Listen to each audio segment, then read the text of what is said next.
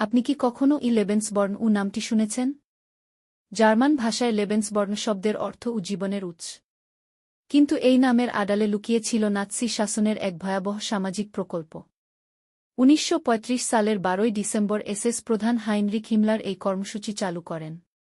এর উদ্দেশ্য ছিল এমন শিশুদের জন্ম বাড়ানো, যাদের নাৎসিরা জাতিগতভাবে বিশুদ্ধ এবং বংশগতভাবে সুস্থ বলে মনে করত।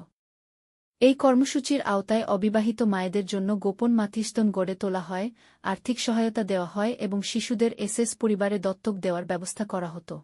দ্বিতীয় বিশ্বযুদ্ধের সময় নাৎসিরা অধিকৃত দেশগুলো থেকে হাজার হাজার শিশুকে অপহরণ করে।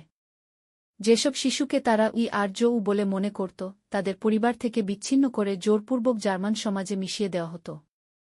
লেবেন্সবর্ন কর্মসূচির প্রথম মাতৃস্তন প্রতিষ্ঠিত হয় ১৯৩৬ সালে বাভারিয়ার স্টেইনহোরিং গ্রামে।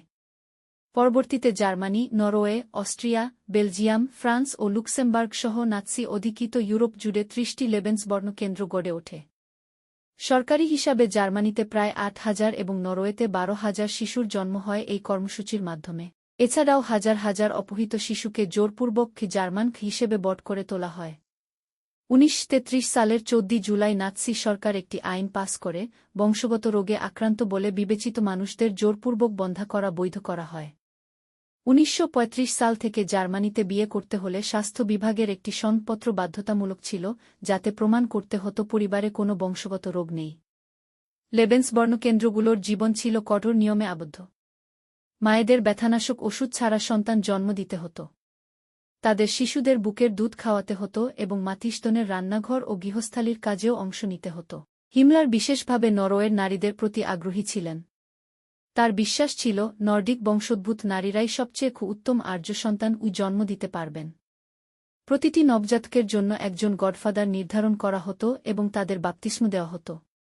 মাতৃস্তন ছাড়ার আগে মায়েদের চরিত্র, স্বাস্থ্য, রাজনৈতিক দৃষ্টিভঙ্গি, গৃহিণী হিসেবে যোগ্যতা এবং সন্তানের সঙ্গে সম্পর্কের ভিত্তিতে মূল্যায়ন করা হতো।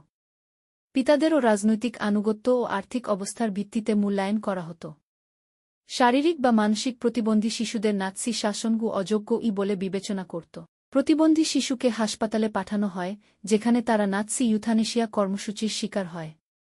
১৯৪২ সালের ১৫ আগস্ট হিমলার এসএস সদস্যদের যত বেশি সম্ভব সন্তান জন্ম দেওয়ার নির্দেশ দেন।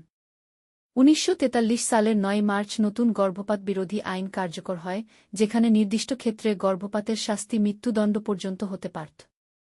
ফ্রান্সের প্যারিসের উত্তরে একটি বনাঞ্চলে অবস্থিত দখলকৃত প্রাসাদে এসএস কর্তৃপক্ষ ওয়েস্টভাল্ড নামে একটি লেবেন্সবর্ন কেন্দ্র স্থাপন করেছিল। কিন্তু যুদ্ধ শেষ হওয়ার পর সবচেয়ে বড় মূল্য দিতে হয়েছিল সেই শিশুদেরই। তাদের অনেকেই নিজেদের প্রকৃত পরিচয় হারিয়েছিল। অনেকেই জানত না তাদের আসল বাবা-মা কারা। জীবনের বহু বছর পরেও খুব অল্প কয়েকজনই তাদের প্রকৃত শিক্ষা খুঁজে পেরেছিলেন। ইতিহাস শুধু নীতিগুলোকে মনে রাখে, কিন্তু সেই শিশুদের জীবন চিরদিন বহন করে সেই নীতির ক্ষত।